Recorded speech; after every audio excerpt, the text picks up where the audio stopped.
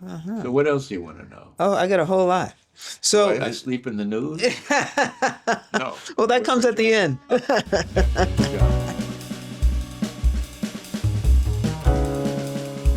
This is Renee Myatt, and welcome to another episode of Myatt Jazz. Today, I am absolutely thrilled to have as my guest Marion Cowings. Marion Cowings is jazz singer extraordinaire. Now, for those of you who may not know who he is, then you have not been paying attention to the jazz world.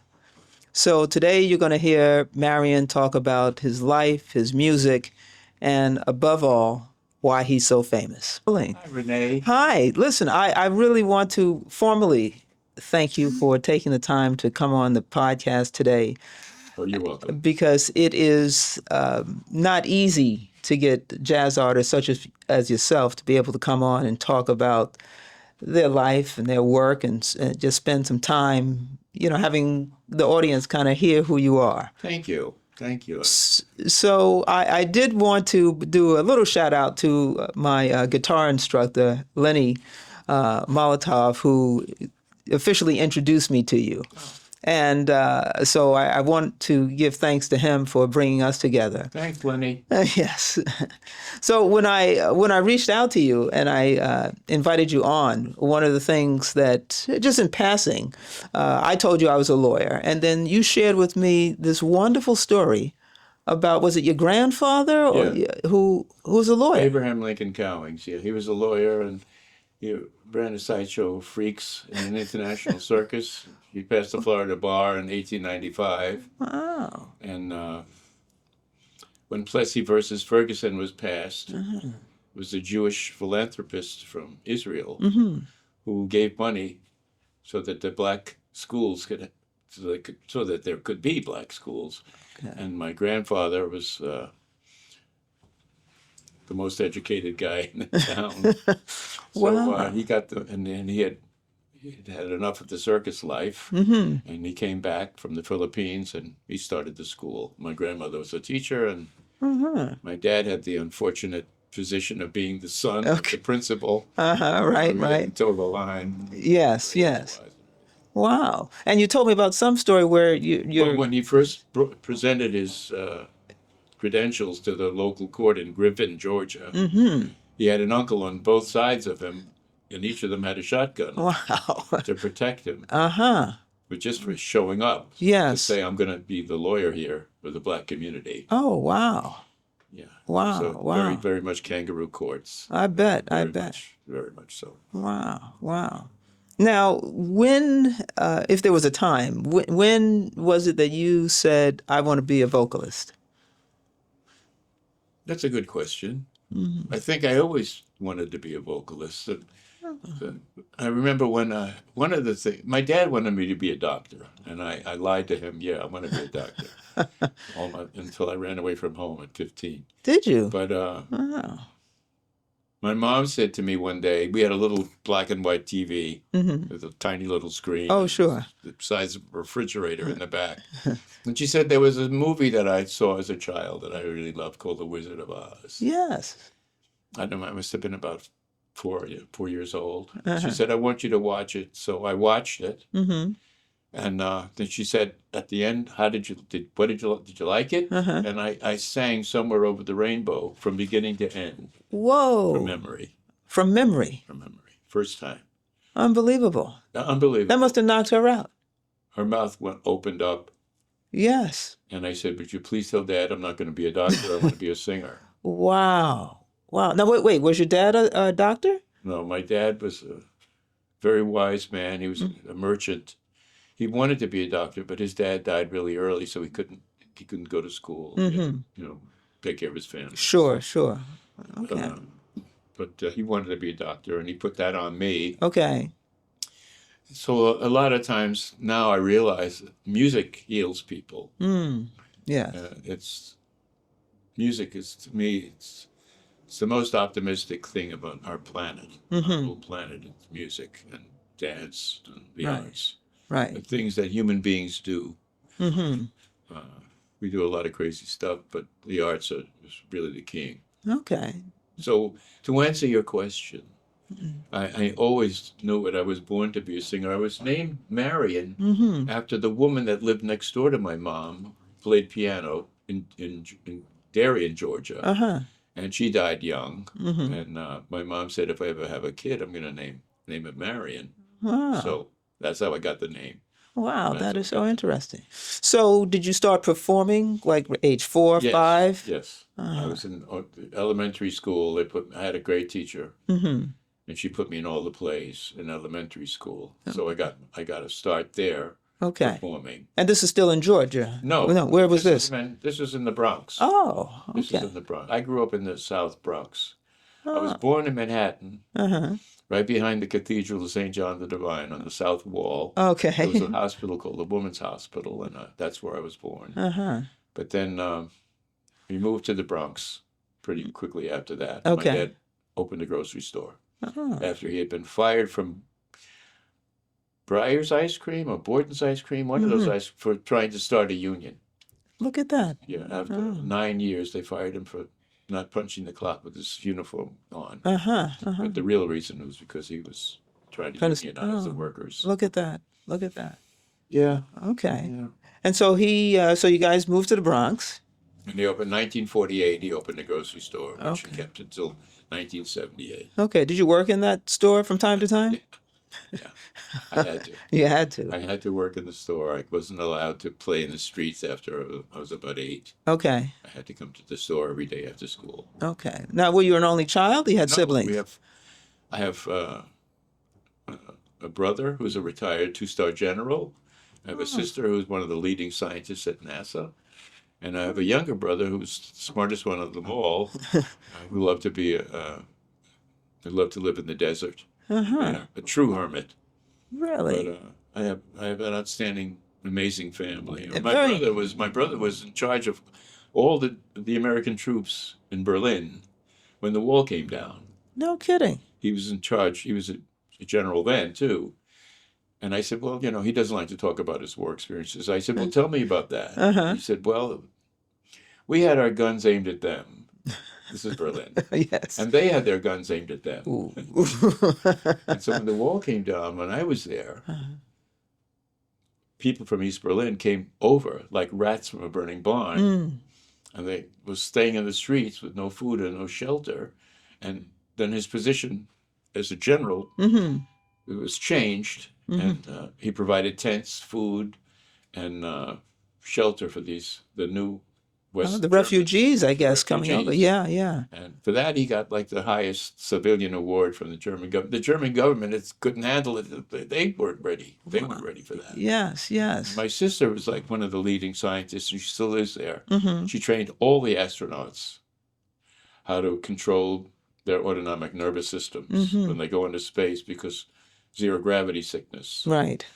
And Big Pharma was trying to get NASA to give them drugs, but that slowed down their operational time. And you can't drop a wrench when you're on a spacewalk, Right, right. because you're high on drugs that keep you from getting nauseous. Yes. So my sisters trained them all: the Russians, the Germans, not the Germans, the Russians, the Japanese, Okay. all the astronauts. She trained them all in her lab.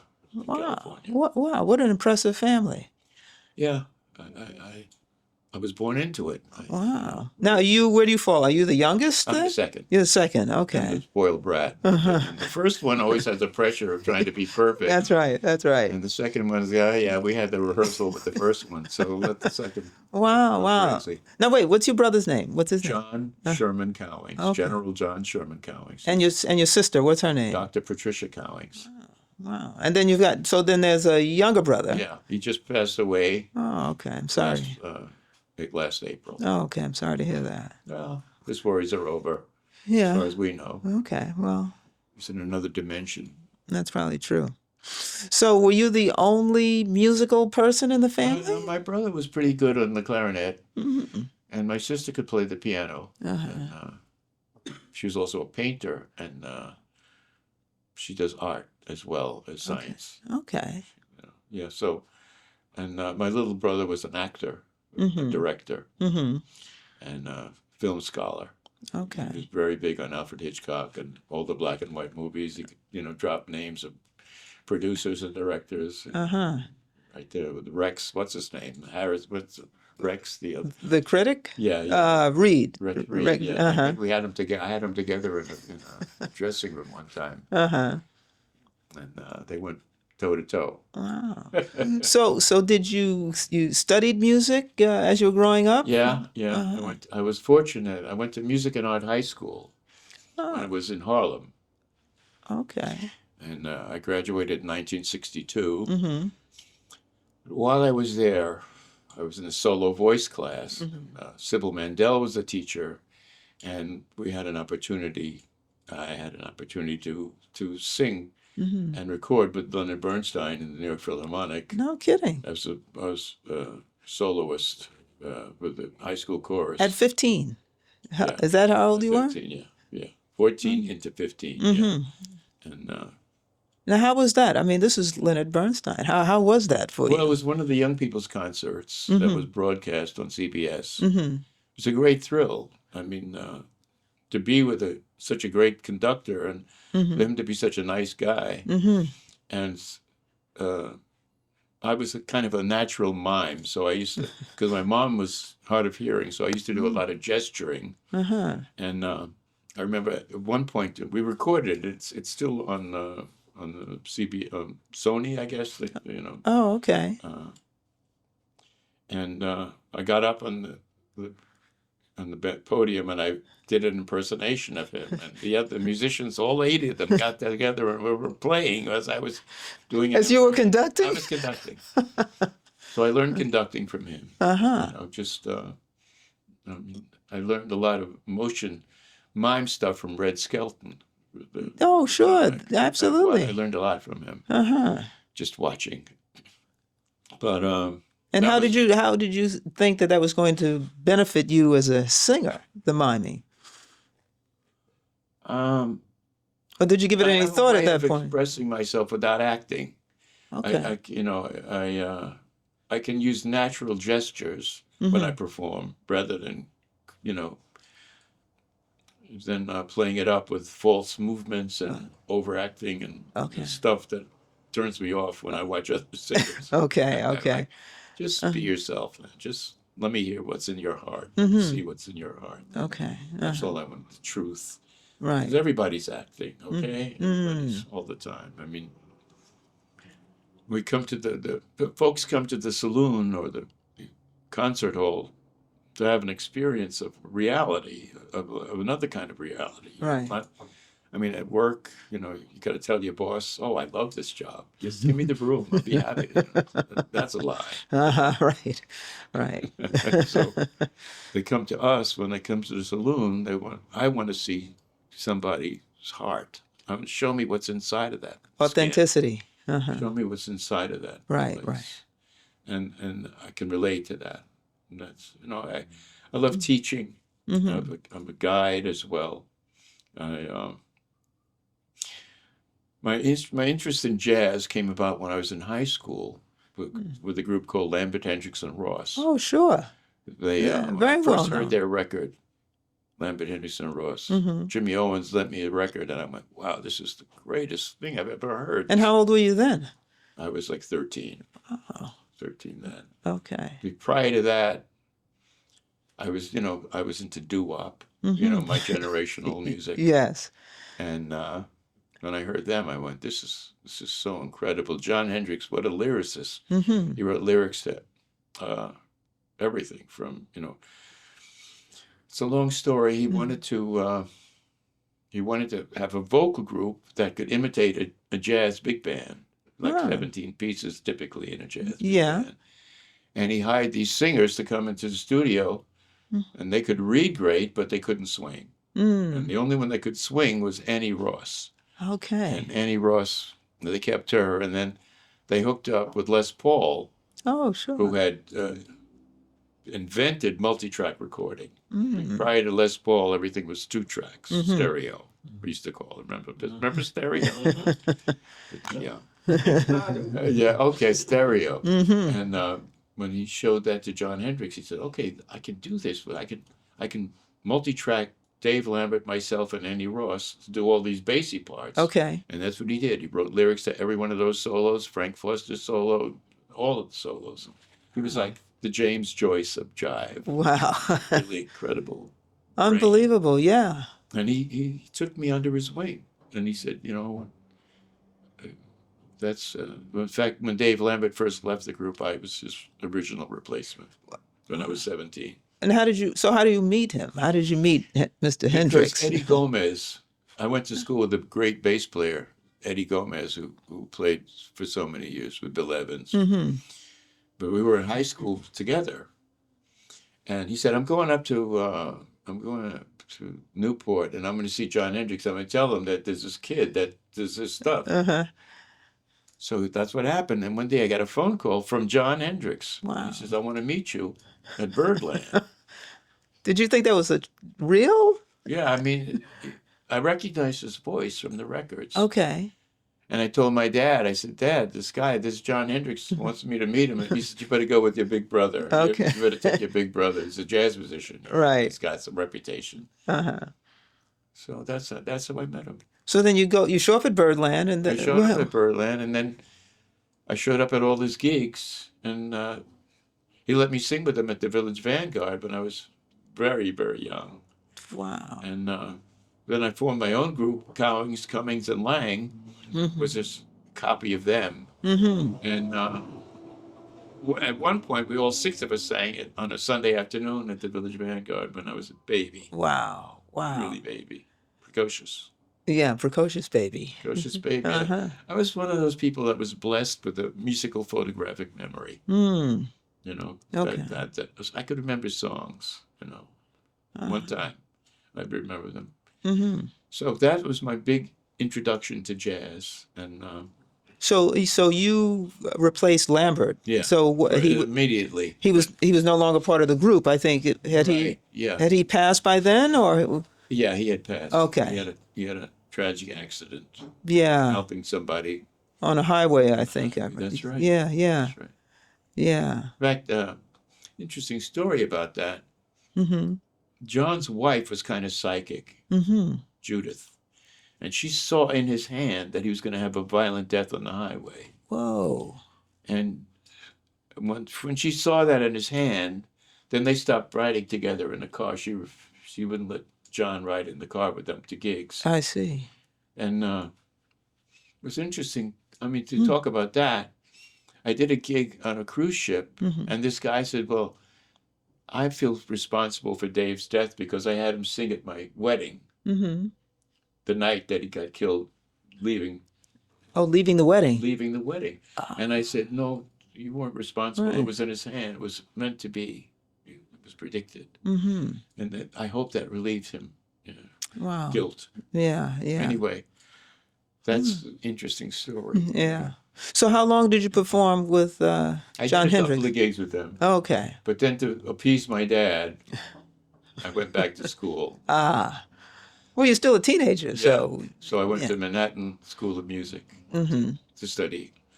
And there was, at that time, in 1964, Mm-hmm. there was no jazz. It was only opera. for Only singers. opera? Only opera. And no jazz at all. Okay.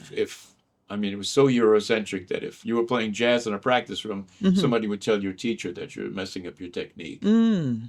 I mean, it was really crazy. The only time I saw a sax in the school, Morris Goldberg brought in a sax to play Lieutenant Kiji's Suite Mm-hmm. by Prokofiev. And I said, well, you got a sax, man. What are you doing? He says, Lieutenant Kiji's Suite. You know. And I was, at that time, I was friends with Hugh Masekela, who went to the school. Yes. Uh-huh. He and Morris Goldberg were both brought from South Africa by Harry Belafonte. Ah. And so got to hang out with them. Uh-huh. Uh-huh. I've been really privileged in my life to be with the great musicians, to be with them, be around them and see what makes them tick. Mm-hmm. I've been really, really fortunate. Right, right. Then also when I was at Manhattan School, one day I was with Jeremy Steig, a flute player, Mm-hmm. and we were talking about the blues. So I said, yeah, I do the blues. Count Basie, you know. He goes, no, that's urban. That's urban. Urban. Blues. Yeah, yeah. You got to dig deeper, man. I said, what do you mean? He said, you got to go back to the porch in Mississippi and Wow. listen to those guys. So I did. I researched it, and I really fell in love with a lot of the great blues singers. And Like whom? Like, tell us. you know, Bobby Blue Bland. I loved him. I loved Jimmy Reed. Okay. Junior Wells was one of my mentors. Junior Wells and Buddy Guy. I learned a lot from them. And Wow. yeah, those are some of my favorites. Wow. And so, I'm probably going to ask you this throughout, but how was it being in the company, kind of performing with these greats? Well, I didn't perform with the blues guys. Okay. I mostly stole from them off their records. But being around really great jazz musicians was very, very impressive. Okay. Very, just, wow. They had been through it, and they were very generous with suggestions and ways of improving my craft. Okay. Did you take voice lessons at some point, or was it necessary? No, I studied opera, so I had to do that to get out of past Manhattan School of Music. That was studying. But So do you sing opera? yeah, I do. I do. Wow. So you I must have didn't appreciate it at that time Okay. because I didn't really like the kids that were doing opera. The guys, I thought they were squares. I thought, I don't want to wake up in a hotel next to these guys. I much prefer hanging out with my own tribe. I see. Jazz musicians. We laugh. We play music. We don't work it. I see. I mean, it's a great study to learn jazz, but when we're playing it, we're having fun. Okay. We're having fun. So that's my relationship with that craft. And now I appreciate it. I listen to WQXR, and when they're raising money, they play the good opera. Okay. And these can really sing. But I didn't follow through on that. Okay. But you did perform in an opera. I think it was Only Queenie Pie? Was that it? Or Yeah, that's Queenie Pie was an opera. Yeah. Yeah, that's right. You really dug deep. You went to the archives for that one. Mercer Ellington Yeah. wrote an opera called Queenie Pie. Right. And I played the role of Au Fait, which, as you know, in Pig Latin means foe. Yeah. And that was a great opportunity. That's how I met Mercedes Ellington. Oh. And she came to that show, and then we struck up a friendship, which is still going on. And in fact, I was just in a parade a week ago called the Dance Parade, and she was the Grand Marshal, one of the 4 Grand Marshals of that parade. First time I was ever on a float. I did the Queen Elizabeth. You did the Queen wave. People want to be acknowledged, even in the street. That's nice. It was fun. I sang on the float too. We had music. We had Ellington music, of course. Right, sure. America's greatest composer. Yeah, now a lot of people say that. They do say that. It happens to be my opinion as well.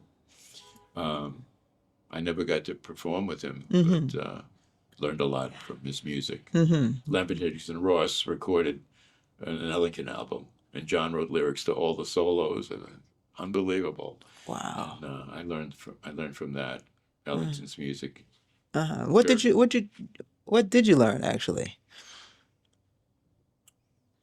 I learned that here's a man with a great musical knowledge.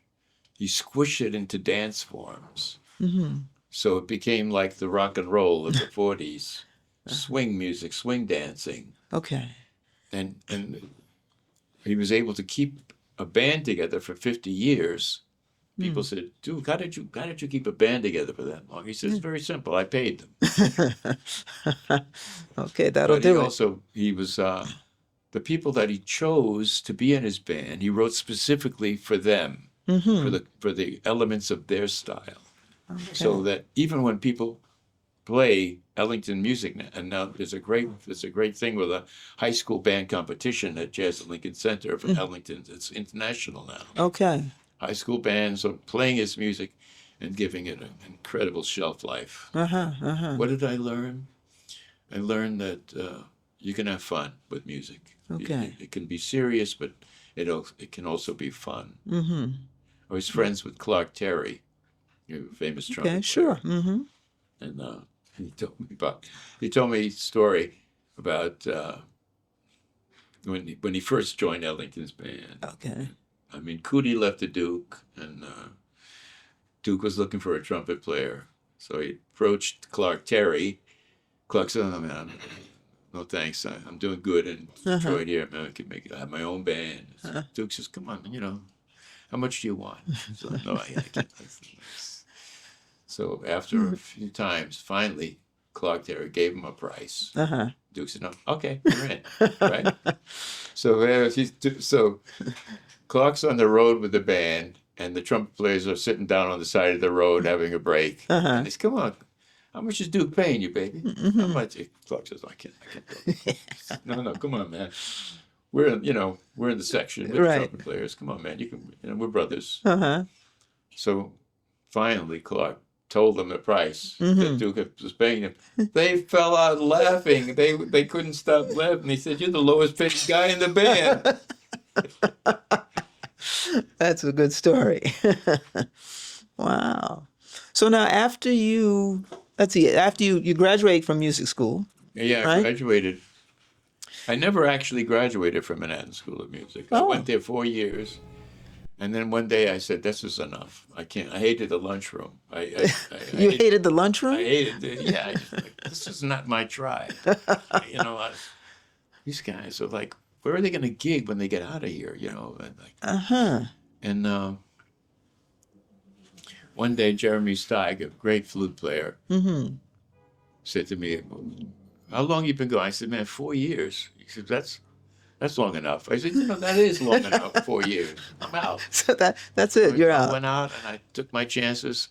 At that time, jazz was taking a kind of a nosedive, in popularity. A lot of clubs are closing. Yeah. And what year is this now? You figure? I would say let me go more into the future. Okay. It wasn't taking a nosedive just then. I would say like in the 70s, 75, a lot of jazz clubs were closing. Okay. And, free jazz came in.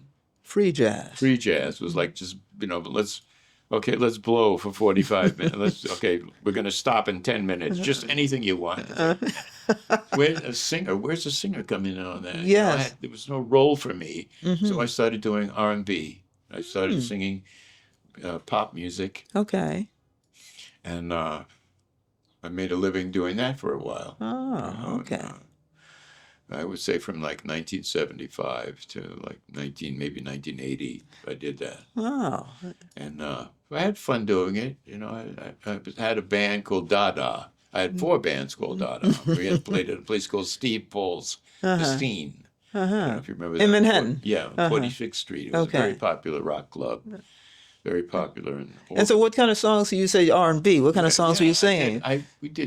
We did a Jimi Hendrix cover, and I did a lot of blues covers from the blues bands that I knew, and there were some original songs in there too. And Steve Paul was the owner of the club, and I thought we were going to get signed at a record deal, but he ended up signing Johnny Winter for like the highest money that Columbia Records ever gave anybody. Right. I think it was $100,000 deal. But and that was a lot of money back then. Yeah, that was a lot of money. Yeah. But, so it's your parents are not, I guess, in favor of this career choice at that point. Well, my mom was kind of silent about it, but she did put $20 under the silverware tray every week when I go up there, so I could have some cash to buy pizza and cigarettes. Okay, all right. But my dad was the bouncer at a place called Small's Paradise. Oh, sure, still when around. He first came to New York. That was 25, like 1935. He was the bouncer, and he saw how jazz musicians lived, and that's soured him to me ever becoming one. Of course. It really scared the pants off of him that I would do that. So, but then one time he did come to that club, and saw me with my band, and he realized. I think that's when we had a truce. That's when we had a truce. He stopped being stopped downplaying my interest. He knew I wasn't. That was it. You weren't giving up. But I had a lot of fun in that club. I mean, we were doing a Jimi Hendrix cover, "Hey Joe." It was a war protest song. Oh. And then one night, Jimi Hendrix showed up on the gig, and he just walked up on. We were finished, and he plugged into my amp, and he started playing. Wow. And there's like this 2-chord funk. And then Jeremy Stein got up on flute, and I went, "Oh, I better get up there too. This is my gig." You know? So I got to play with him. Wow, that's for about nice. 15 minutes. We never said a word to each other. That was it. He just came up, plugged in, played, and left. Right. Wow. All the great rockers came in through that club. All the great rock guitar players. I can't remember names right now. Sure. But, they were all there. Came in through Smalls. They came into this club on 46th Street. Oh, I see. Okay. Not Smalls. It's a rock club. It's the Scene. It was called the Scene. Oh, okay. Steve Paul's the Scene. So what else do you want to know? Oh, I got a whole lot. So I sleep in the nude? No. Well, that comes at the end. I wear pajamas. Now, so some only because you're a jazz vocalist, well, just a vocalist. So there have been these, crooners that people talk about, whether it's Andy Bay, Frank Sinatra, I love Andy Bay. Billy Eckstine, Mel Torme. I love Mel Torme. Stole a lot from him. Well, that's my question. Did any of them influence you, and if so, how? I stole from the best. I never borrowed anything. And what did you steal? So I stole Mel Torme's vibrato when he was 32. Because I was searching for my own perfect vibrato. Okay, now that operatic vibrato, and I was like, it's too wide. Now wait, what's the bravado? Tell us what the bravado. A vibrato is when you literally you hit a note, and then you go a little bit below it, and you come a little bit above it, and then you come back. It's. What does it sound like? You and the night and the music. It's a shake. Got it. I mean, Sarah Vaughan had the widest vibrato of them all. You could throw a cat through her vibrato. And the older she got, the wider it got. And I love that. And you mentioned some other names. I mentioned Andy Bay. I mentioned Billy Eckstine. He just checked out. Yes, he did. And he's one of the singers that I would pay double to hear because I was guaranteed to have a thrill at his show. Really? At one point at the night, I was going to go, that's good. Wow. That's singing it. That's feeling. And what's that about? I mean, what's the feeling? Emotional contact. Honesty. Emotional honesty. Technique. Vulnerability. He had all that. Okay. He had all that. Just that's what gave me the chills. I want the chills when I go hear somebody. And if they're putting up a big act, yes. Bartender, check please. Check please. This person is dragging me out of my groove. I had to pretend all day at work. I didn't come here to watch somebody else pretend. Wow. You sound like a hip guy. Oh, thank you. Yeah. Been through a lot. A lot to be here. Well, how old are you now? 79. Okay, so on the next one, you'll be the big 80. Yeah. All right. I was, I woke up today pain-free, so I'm happy, I'm happy. No. Now, one of the things, I go on a jazz cruise every year. Been going for the past maybe 23 years. I'm waiting for my invitation. Maybe this will bring it about. Who knows? Who knows? Stranger things have happened. And so what happens on the cruises, I notice that there are more women vocalists than men. Well, men have trouble being vulnerable. That's the reason? Yeah, macho. They have trouble showing how they really feel. A lot of us. But that's changing now. It is changing. More guys have found it. Oh, I could do that. I could do that. And more guys are showing up. Okay. Are they being vulnerable? Is that what's happening, or? Well, that's part of the gig. if you're Yeah. doing it right. Okay. You got to show people how you really feel, not the mask that you have to walk around with as a male in society, Okay. male in societies. I mean, I can't wait for women to take over the world. I can't wait. Hurry up. You think it's going to be different? I think it'll be have more compassion. You think so? Well, you know, I don't. I mean, you're responsible for life on this planet. Mm-hmm. You know, so with that kind of responsibility, I mean, in my opinion, Mm-hmm. it's just my opinion that Sure. you're smarter than us men. You live longer than us, and you created us. Uh-huh. You know, so there's a good. I just feel that Kamala should have been elected, not this asshole that we have now. Uh-huh. You know, he's stupid, cruel, and doesn't care who he kills. Mm-hmm. His whole gang doesn't care who they kill. That's my political statement for today. Well, it sounds like it's one you've been. It sounds like one you've. It's been brewing. My job is an entertainer, Mm-hmm. you know, and I don't discuss politics on stage most of the time. And if I do, it has to be with a joke. And Okay. if you tell the joke, okay, you can say anything with a smile. Yes. But my job is to take people away from their daily lives Mm-hmm. Sure. and into a zone of their natural childhood, their emotional childhood, when they were free to feel their feelings Mm-hmm. Mm-hmm. without masks and without disguise. That's how I feel my job is. Okay. You know, and the songs that I sing, I always pick the ones that tell the story of my own life, my own existence. So I'm not acting, in a sense. I'm just revealing what's happened to me. I see. You know. So when I just go back a little bit, when you're not on stage and you're like in your regular life, are you involved in politics at all? No. No. I just on my phone. Anytime I see a person that's in the same brain as me about politics, I resend that. Okay. And what little that does, I don't know. I mean, the algorithm may not get around to as many people as I want, but Okay. there are enough people that are opposed to our existing government, Mm-hmm. and I want to encourage them. I see. You know, but it's so the system is so crooked now. I mean, a rich guy can tell a politician, you know, if you vote for this bill, I'm going to send money at your to make sure you don't get elected. Mm-hmm. You know, Mm-hmm.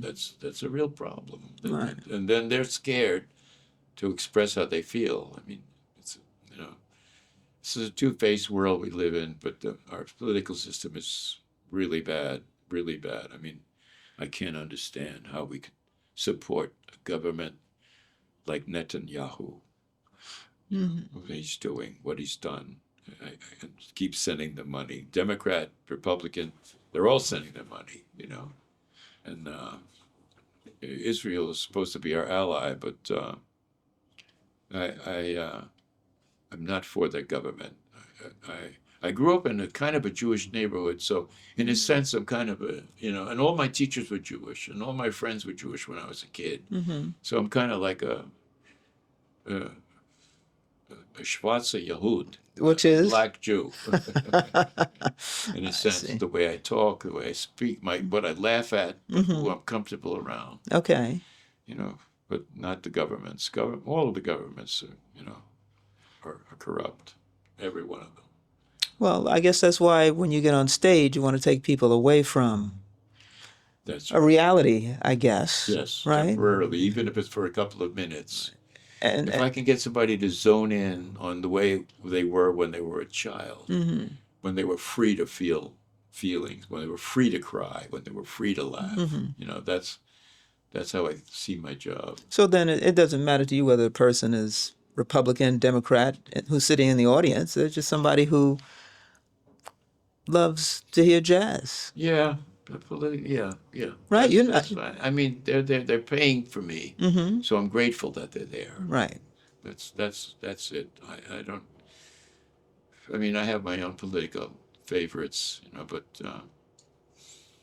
we need a lot of help. We need a lot of help, and I hope the aliens can hurry up and get here and make us into one world. In 2 years, they're going to be here. But Oh, 2 years? 2 years, No, all right. they're going to make themselves known. We're here, like it or not. We're here. Well, you got to stick around if that's I'm the going to case. stick around for at least 2 more years. Yeah. Well, okay. Yeah. I'm going to hold you to that at least. Well, you used to watch Star Trek. Star Trek, When they yeah. had the Council of the Planets. Yeah. That's a reality, Yes. in my opinion. That's really what's happening. But we're not evolved enough to join that council. And I used to say to myself, well, what's the point of all this learning? What's the point of all this evolving? No, and now I realize it's so that we get to a point where we can join the Interstellar Council. Okay, I'm going to catch a lot of heat for saying this, but I don't care. But that's what I think it is. I mean, why don't they just come and just talk to us? I mean, I look at an anthill and I see that they're organized and they have jobs and they have positions, but I don't really stop and talk to them and say, hey, you guys, what do you do? Why did you, girls, why are you doing, so that's how I felt. That's how I feel. We have to evolve to a place of liking each other and caring about each other enough so that we can stop the bullshit wars and bullshit wealth grabbing and share and love each other. The love is the main thing to me.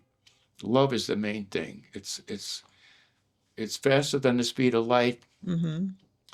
It's one of those things that crosses the dimensions. Right. There are other dimensions beside the one that we're aware of, the three-dimensional world that we're in. And I mean, that's been proven mathematically. It's not just my crackpot theory. There are other dimensions, and that's probably where my brother is right now, in another dimension. It's like dimensions are like radio stations. They have this big radio. You can change one station, and it's there. The next station, it's the other energy level. These days I've been watching. I've been thinking that the future of healing is going to be vibrational. Meditation, vibrations. I listen to vibrations every night when I go to sleep. Then on YouTube channel, you can turn into these vibrations. They're numbered, and they're there for specific purposes. Right. And you can even turn off the screen, so it's a black screen, and I keep it low, and I sleep like that. And the next morning, certain things are healed. My pineal gland opens up, and the little aches and pains I had are gone. It's very interesting. Well, it sounds meditative. Yeah, Yeah. it's meditative. And so, are you reading books in your spare time? If there's I any don't spare read time, much. you don't? I think I'm one of those dyslexic people that sees things backwards. Really? Yeah. So I mostly learn from observation Okay. and from hearing. And that's how I've learned all my life, from observation, Okay. most of the things. Now, I understand you're a storyteller. You said singing is like being a storyteller. And the reason that kind of grabbed me when I read it is because I'm a trial lawyer, and that's what they say trial lawyers are, storytellers. That's right. I'm a storyteller that uses music. That uses music. That's what I do when I'm at my best. Because that's how I can connect with people. I connect with myself first, and I tell my story. A lot of what I learned about love, I learned through love songs. My dad didn't sit me down and go, son, this is how you're supposed to treat a woman. That didn't happen. Okay, right.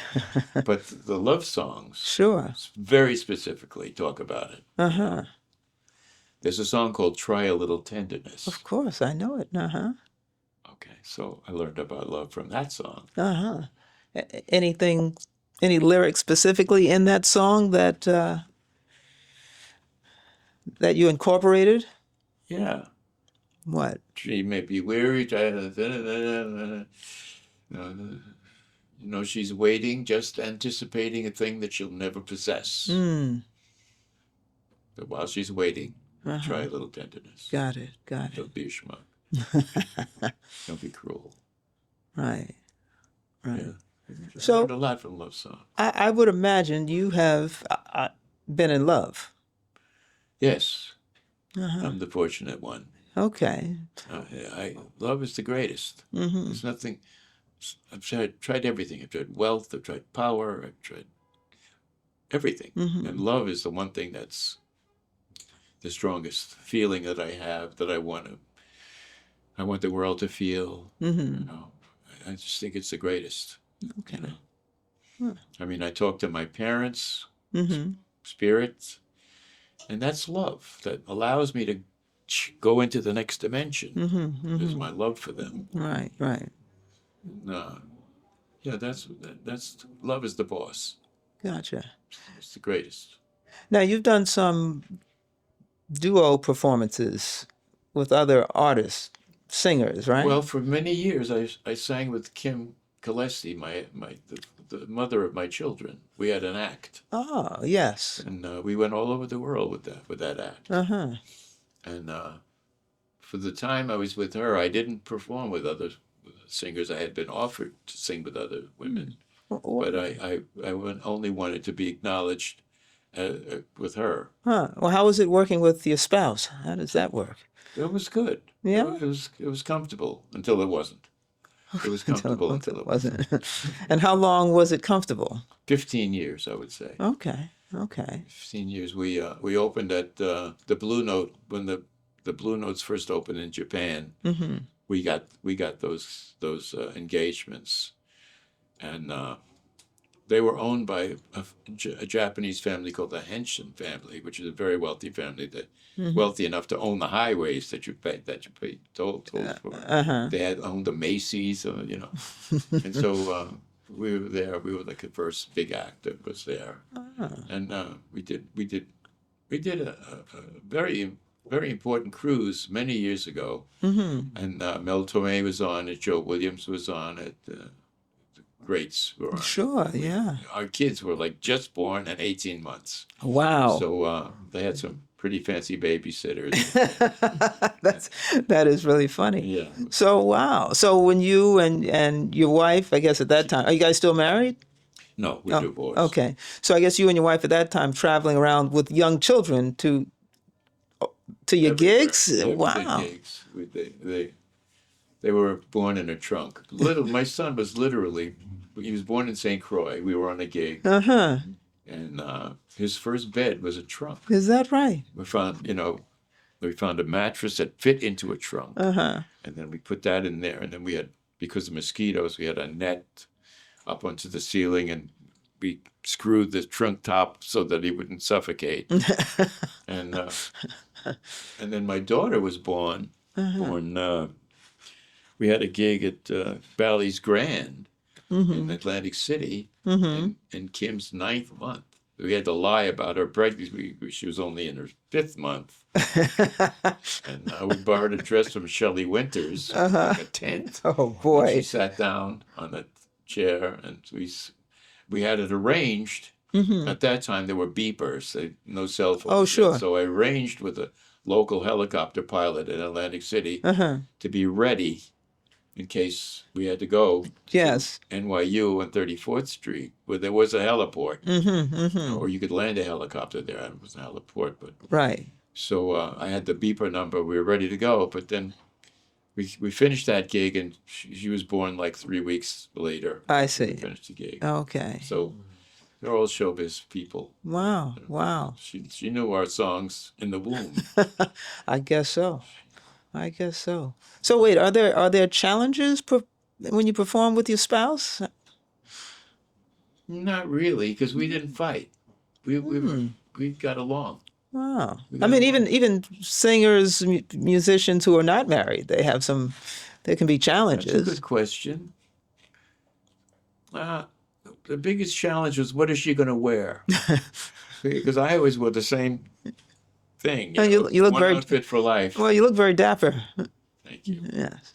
Thank you. The challenge was finding work, finding gigs that could support us. Okay. Because a lot of people they have the prenuptial agreements. Yes.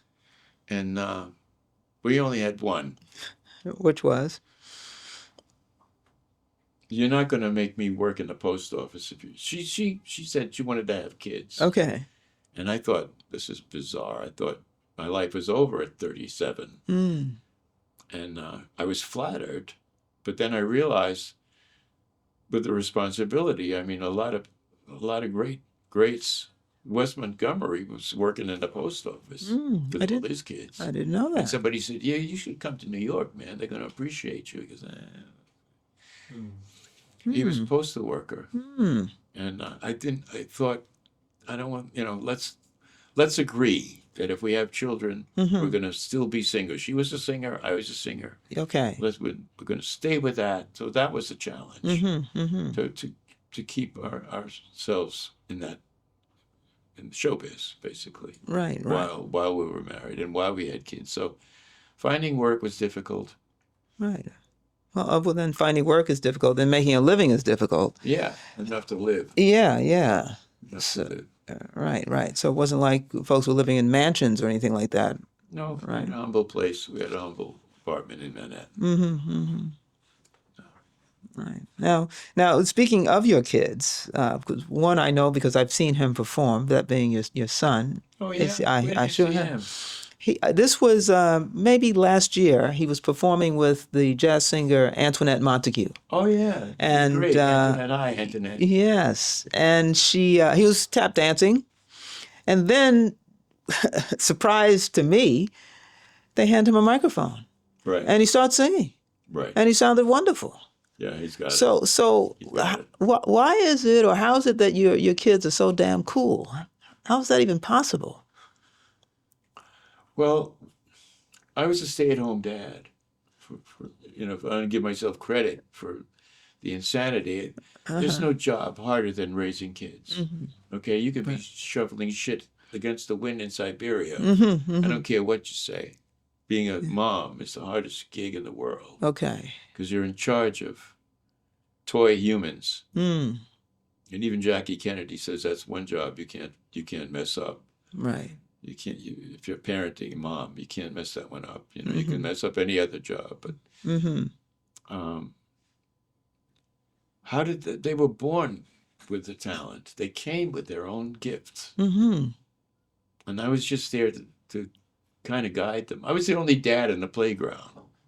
So what are you guys? Where are the other dads? Where are they? I had my own harem, basically. So that's what I came up with. There's no such thing as work. It's just something men invented so they wouldn't have to stay home with the kids. There's no such thing. I see. Play is important. Play is more important than work. Okay, I mean, I'll watch a baseball game. There's 60,000 people voyeuring on people playing. They want to do it, but they can't. So they will watch it and pay to watch it. And it's as important as food, shelter, and clothing is play. Right. That's my crackpot theory. And you're sticking to it. Yeah. Okay, good. So your son, A.C. Lincoln, now what does the A and the C stand for? He created these names. Did he? Yeah, he created these.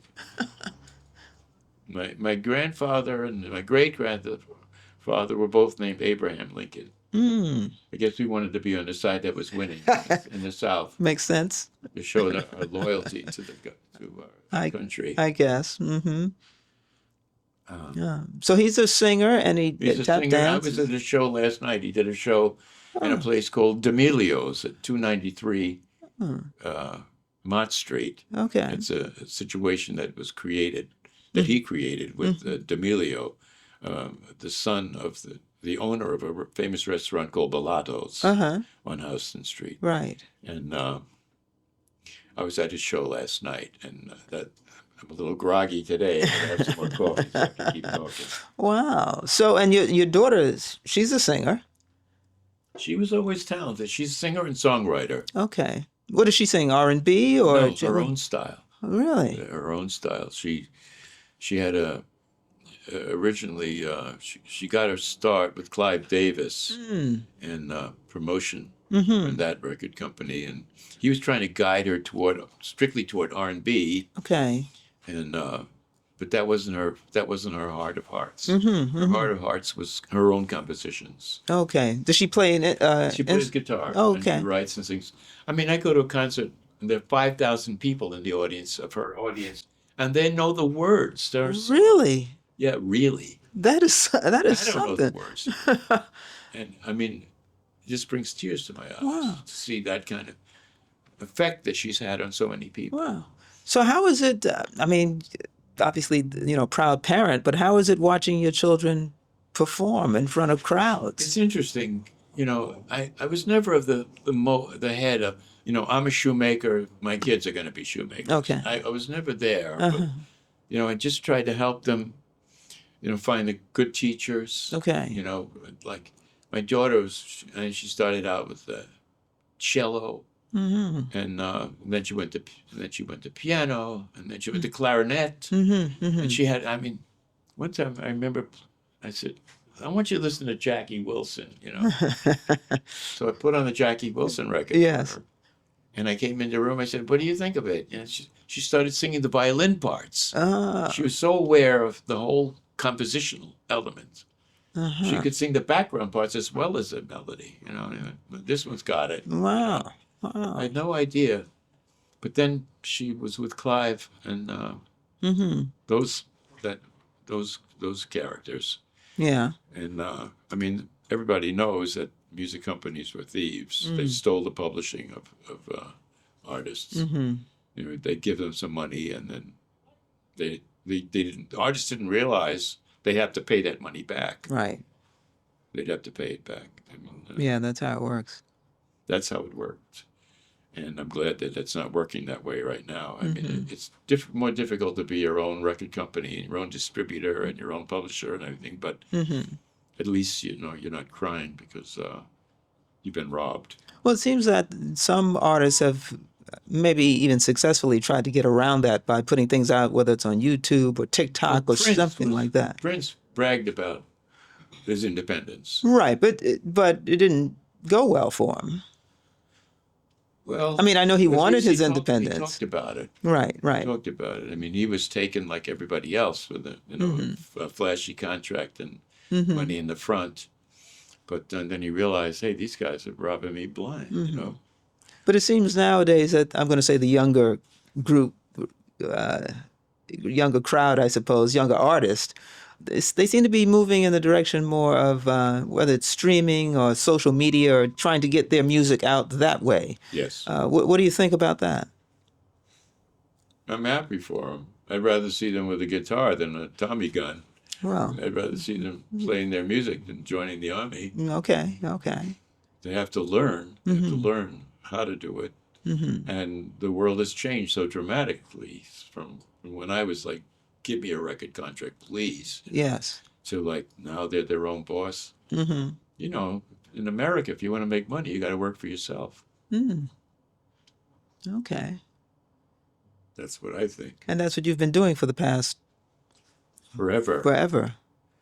When I was a little kid, my dad had sent me out with a block of ice in my little red wagon. And we made our own syrups. And I would sell ices on the street for 5 cents a piece, dragging my little wagon around. Right. He Wow. was teaching me to be an entrepreneur. I love him for that. Well, you mentioned that you do teach. Speaking of teaching, so that's another one of the things that I have. I was born with that gene, the teaching gene. Really? Yeah. I mean, when I was 11, I had a chorus in the Bronx Boys Club that I was the director of. And then,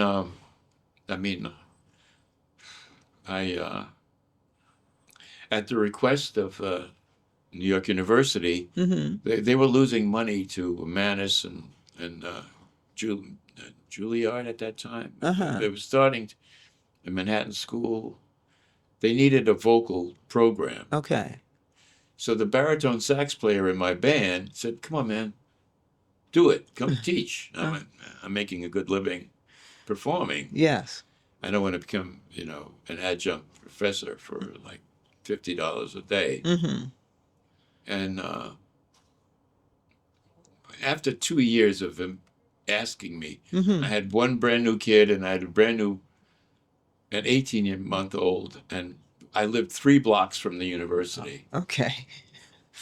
So he said, and the only other offer I had was from the Brazilian ambassador offered me $700 a month to perform, because he had heard a song that I wrote that when we were in the Ritz-Carlton in Florida. He said, "Oh, I know that song." I go, "Yeah, I wrote it." Wow. He goes, "Well, you want to, I said, "Man, I've always wanted to go to Brazil." Well, that was the opportunity. I didn't realize that $700 a month would buy me servants and, a giant house. Wow. In Brazil. In Brazil.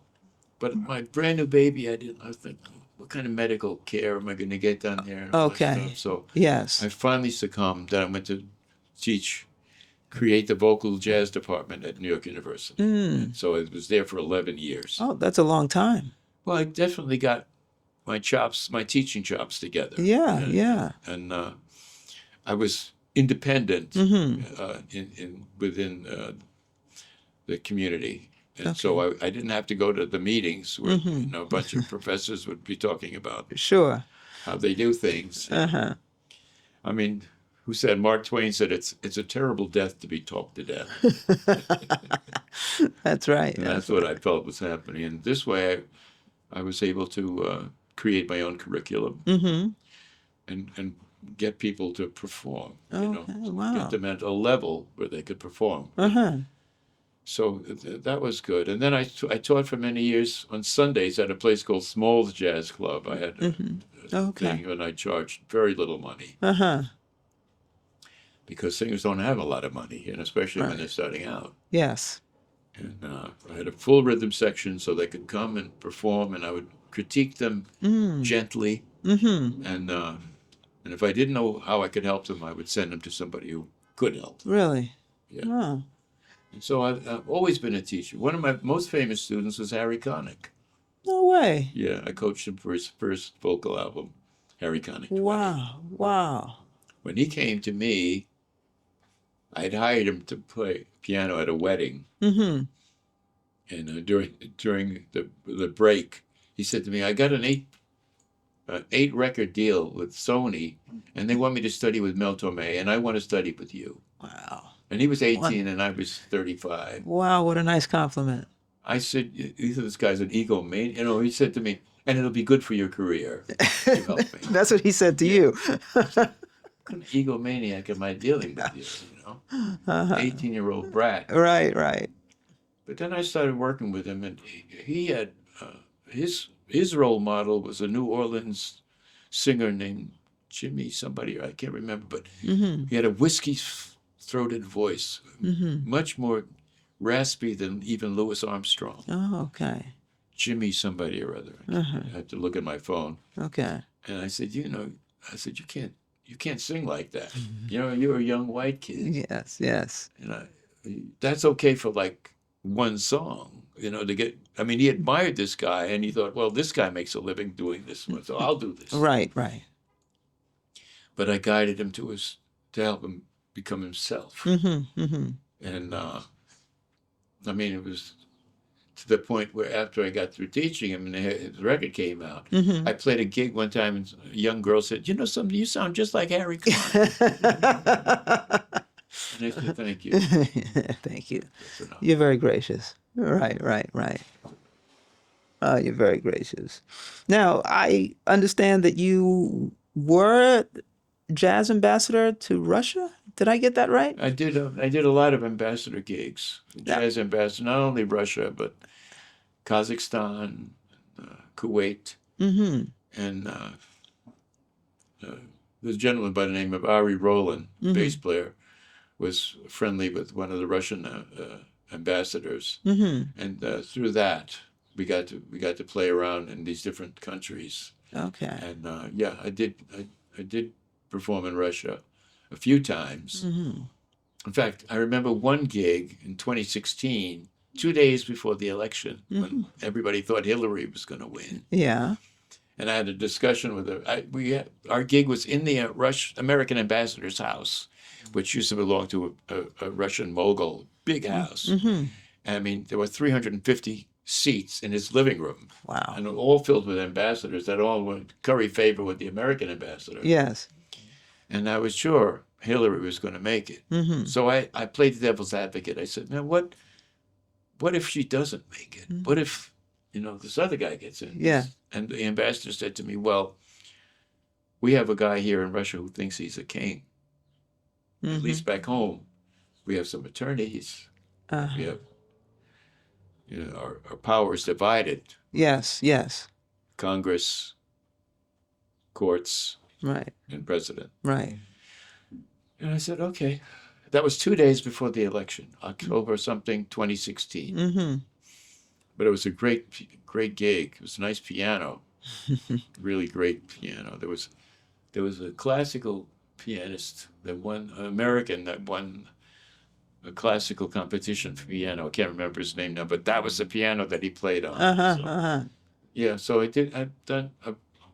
brought jazz around to different places, to different countries. Do you play the piano, by the way? No. Do you play any instrument? I play guitar badly. Okay. I can get through the real book in one, slowly. Right. Now, you also mentioned you wrote a song or write songs. I'm a lyricist primarily. Okay. I wrote when I was with my R&B bands. I wrote songs and lyrics for those bands. Okay. And but my mentor John Hendricks was the one that I wanted to be like, and I wanted to write lyrics like him to impress him. Okay. And that's what I did. All right.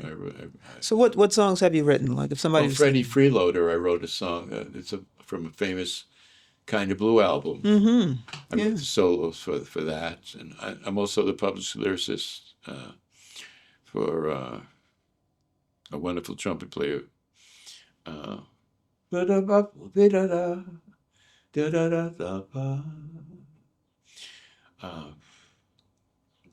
written them. Wow. I've written them. Wow. Now, for those who don't know, is there a difference between a lyricist and a songwriter?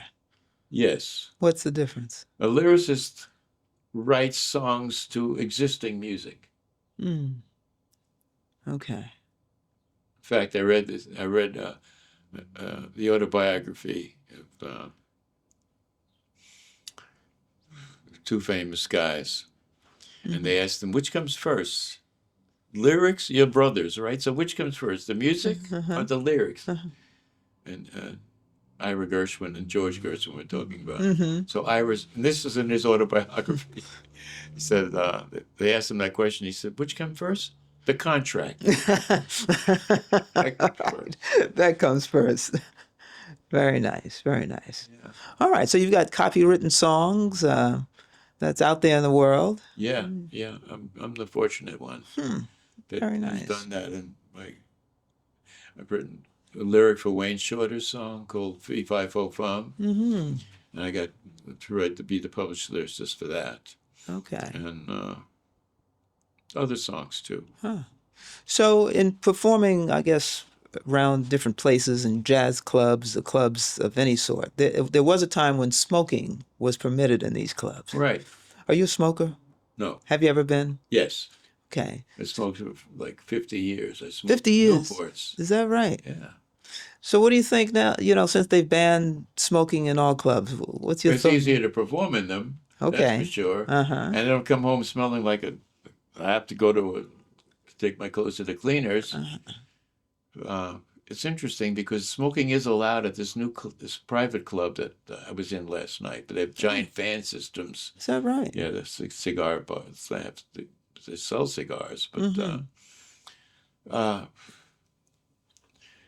it hurt my lungs. It hurt my lungs. I haven't smoked now for many years, but I do still feel the physical effects of that. Plus, I worked as a gardener for many years, and I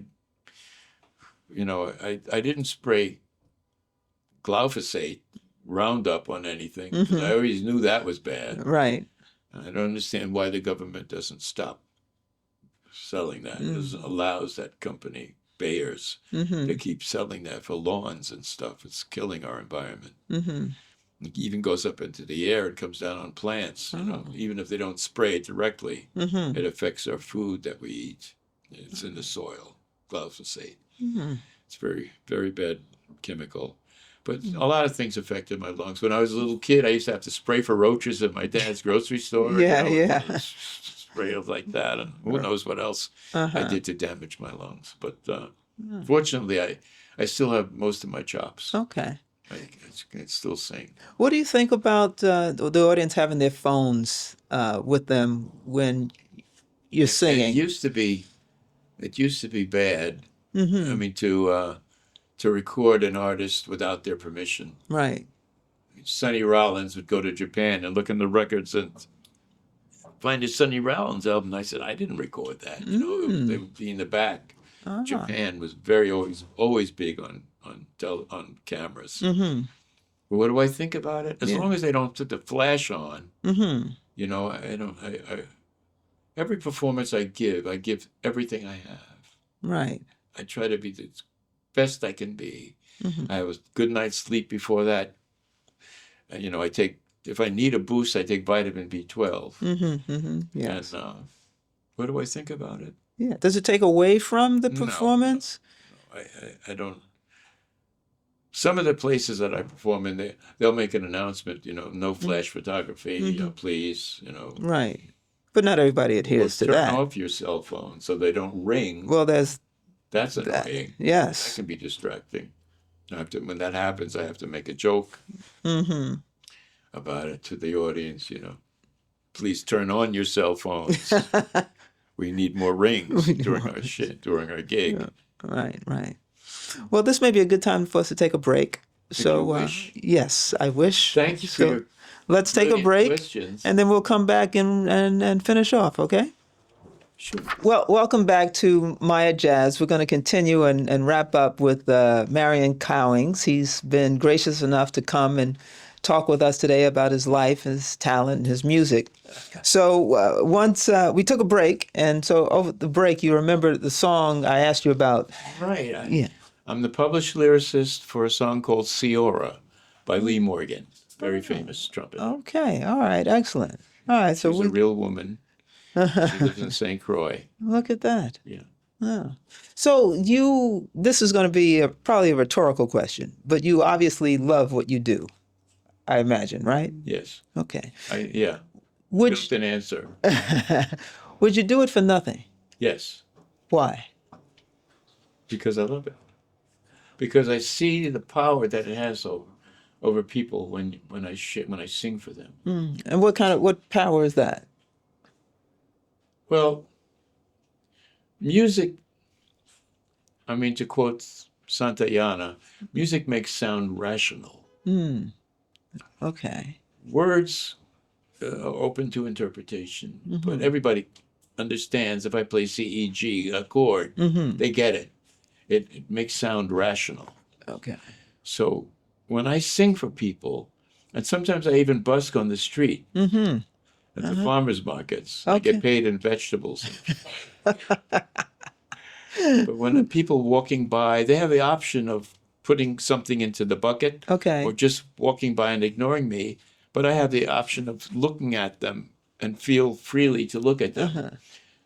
In real life, I'm kind of shy. Really? So I wouldn't look at a beautiful woman on the street because it would threaten her. Okay. And this is a world that we live in. Right.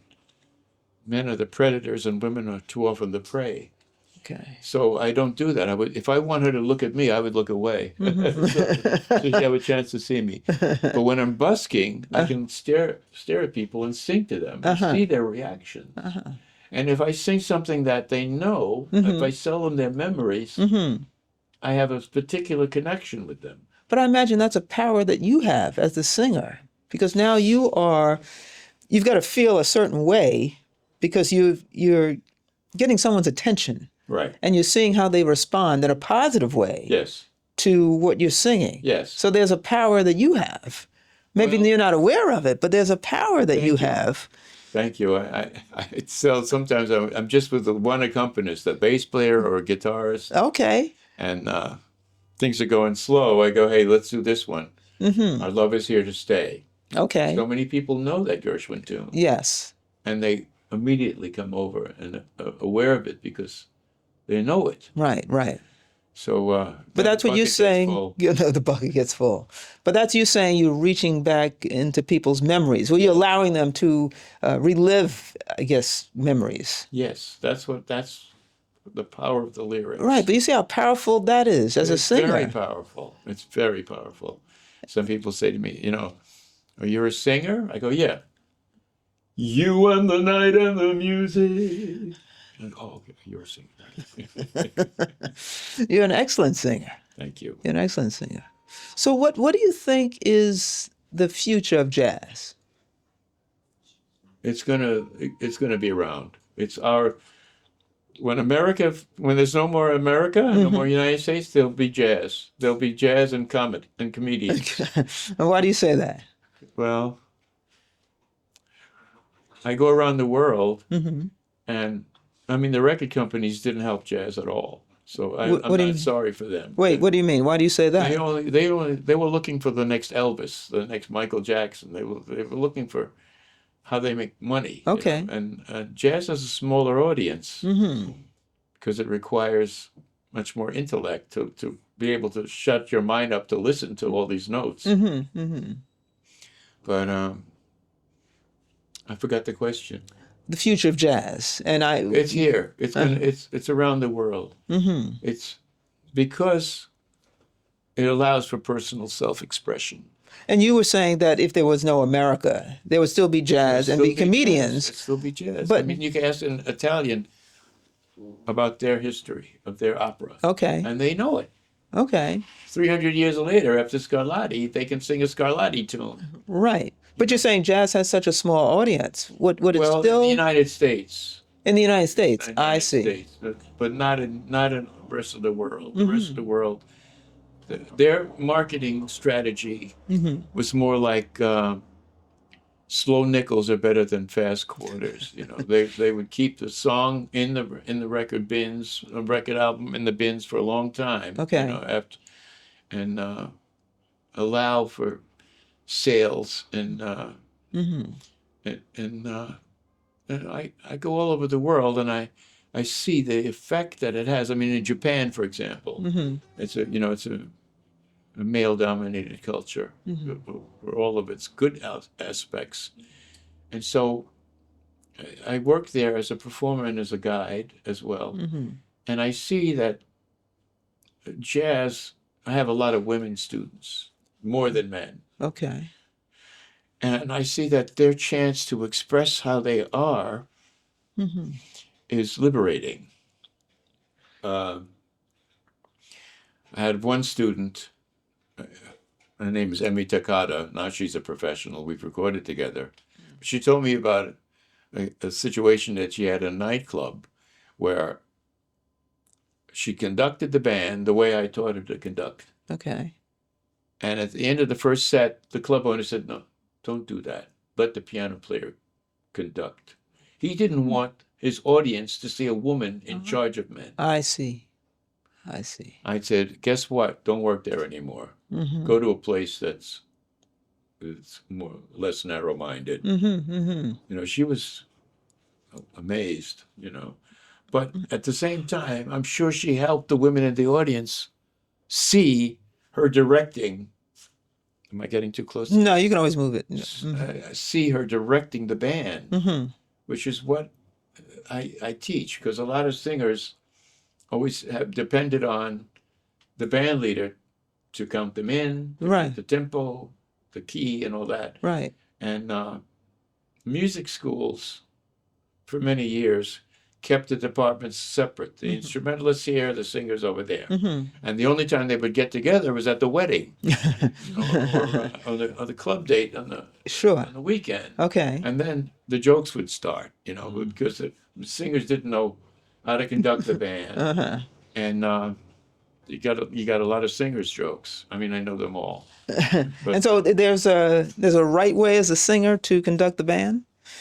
Well, if you want them to do if you want the band to sound like in your mind, the way it was in your mind in the shower, right, you have to instruct them. Well, that's interesting because like I said, I've been on many jazz cruises, and I go to all the shows actually.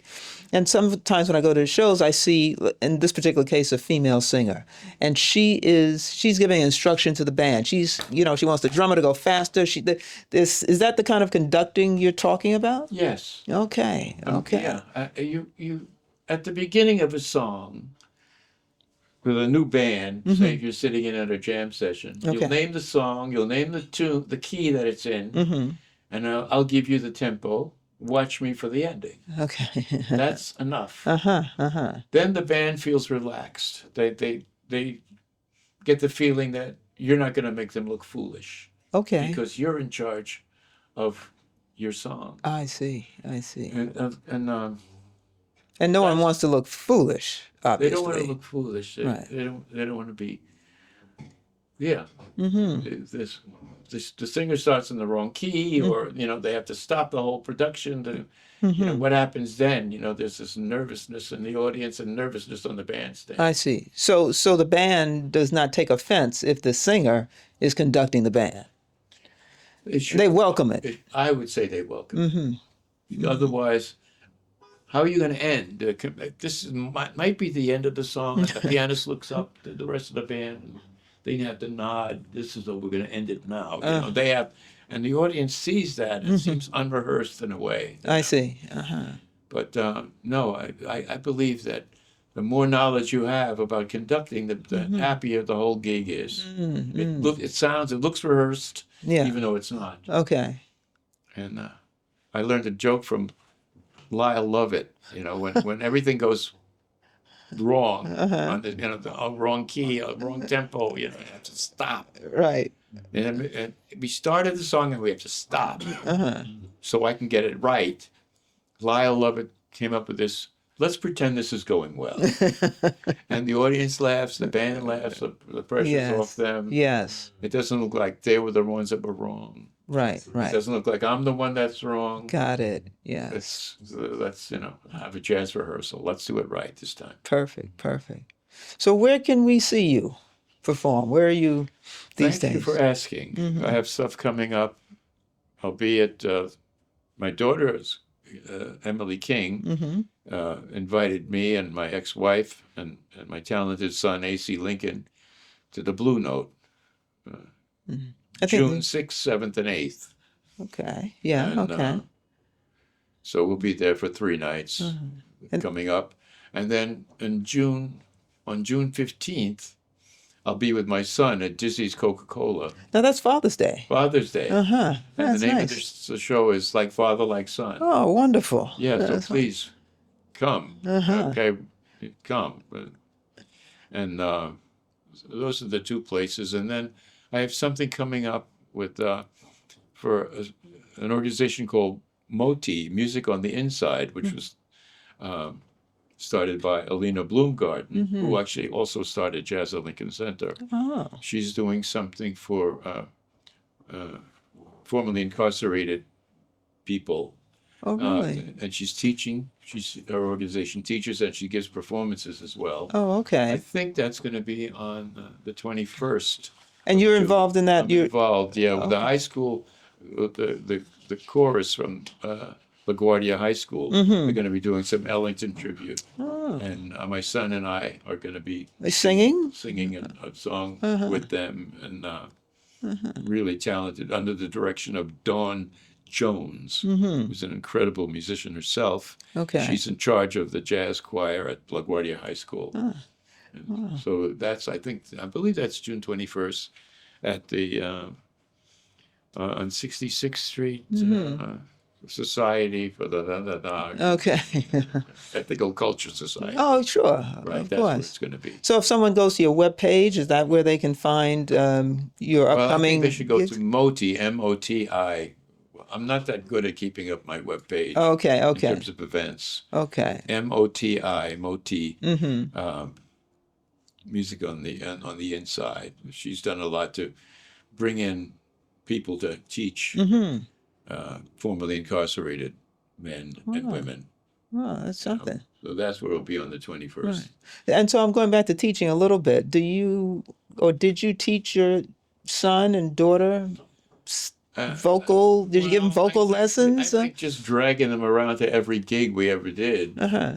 was lesson enough. I Right. never sat down and said, la, la, la, la, la, la, la. Uh-huh. You do it. No, never did that. Oh. But they came with their own gifts from the other dimensions. They were born talented. Wow. And I didn't really teach them. I brought them to great teachers. Mm-hmm. Mm-hmm. You know, Right. Are you still traveling internationally, or you staying? whenever I can. Okay. My last international gig was in Japan in October, at the end of October. Of last year? Yeah, Okay. last year. How long were you there? Oh, 3 weeks, only 3 weeks. I did some gigs. I had some teaching. Uh-huh. And I love Japan. It's just an incredible country. Do you play with a regular band? No, Okay. my son does. My son has his regular band, which is Bernard Harper on drums. Oh, sure. I've seen And, Bernard Harper many times. The great Danny Mixon. I've seen him many times, yeah. And Melissa Slocum on bass. Yes. And they're all there. That's their regular band. That's, What about your daughter, Emily? Does she have a regular she band? has a couple of regular bands. Oh. She's just always on tour. This time she was with Pete, who's nicknamed on cajon and vocals, and she also with a guitar player, Randy Runyon. Okay, yeah. And she used to have bigger groups, but now she's with smaller groups now, you know. And she Okay. still gets the same large audiences, you know. That's wonderful. That's I'm wonderful. very Well, lucky. I didn't teach them. They got it. uh-huh. They got it. That's fantastic. Excuse me. Well, for a man of a certain age, you look in very good shape. So I don't know if you think the music keeps You're you. very kind. Thank you. Well, it's very true. But Thank you. do you think the music keeps you Oh, young? absolutely. Music keeps me young. I don't have to sit at a desk. Uh-huh. I move around. And there's something about singing that's very healing to the body. Okay. Because Like, it involves a throat chakra, which is not only for physical communication, the voice box, but it's also the center for divine communication. okay. That part of us that's connected to our soul can be expressed through here. I don't exercise. Oh, you don't? I don't exercise. I sleep a lot. I do a lot of dreaming. Uh-huh. In fact, I do some of my best work when I'm asleep. So, But I wanted to. Did I mention that I'm the published lyricist for Ciora? Did I mention? yes, you did. Okay, Yes, okay. yes. Yeah. Uh-huh. Okay. Yeah, yeah. So now I'm curious. So you say you do a lot of sleeping. We're talking 10 hours, Yeah. 8 hours? Last night I went to bed at like 12:30, Okay. and I woke up a couple of times. But then at 10 o'clock, I decided, okay, I better get ready because I got to get dressed, shower. Right, right. You know, I like to sleep. But the longer I sleep, the weirder my dreams become. So I have to like stop at a certain point. I go, this is too weird. Do you take note of your dreams? I mean, do you write them down? Yeah, sometimes. I don't write them down, but I am aware of them when I'm awake. Some of them. The more, yeah. Would you say that you're a spiritual person or religious or No, something else? I have nothing but contempt for organized religions. Okay. I'm sorry to say. I try to keep an open mind. But what people do in their religious practices, I can't get with it. I think. And contempt is such a strong word. You have contempt for organized religion. Well, you the say. only lasting thing the Christians brought back from the Crusades was flying buttress and syphilis, as far as I'm concerned. When I say contempt, I mean people have to realize that they're connected to spirit. There's a spirit above that decided to give us a body. Part of their own spirit decided to. I'm going to give you a body right now, or you made a deal with them, and now I have a body. I'm in 3 dimensions. You say, "Are you spiritual?" Well, I'm connected to that. But some people call it God, but I think we're all God. Okay. The same thing that people are worshiping is inside of us. Mm-hmm. And that divine light and that divine connection is from within. Mm-hmm. It's there already. It's brought us here. But they put words in God's mouth, and they go to church, and they all this crazy stuff. I can't get behind it. Mm-hmm. I can't behind it. I'm a black man. Mm-hmm. I think the greatest thing that religion ever did was music. the greatest part of the greatest out thing that they ever did. I mean, think of Handel, Messiah. And I think of Bach. Now, when you say you're a black man, what do you mean when you said that? I'm a black man. I'm a black man. I used to be called a Negro when I was a kid. Oh, I thought you were relating that to religion in some way. Well, religion has been very useful to us as a race. Okay. It was our community, and a way that we did a way to be together, and in spite of overwhelming being hated by so many whites in the South and whites all over the world. Louis Armstrong wrote the song, sang it. Why do I have to be so black and blue? Yes. And I understand that I'm feared and hated by a lot of people, but I don't keep that hate in my heart. I try to replace that with love. And I remember hearing a story. Martin Luther King came home with his dad when they said, "Those guys hate me. I'm going to hate them too." Fathers, don't do that. That hate is on your heart. Mm-hmm. You're going to carry that around with you? No, don't do that. Mm-hmm. So then he changed. Mm-hmm. But he was very smart cat, and useful.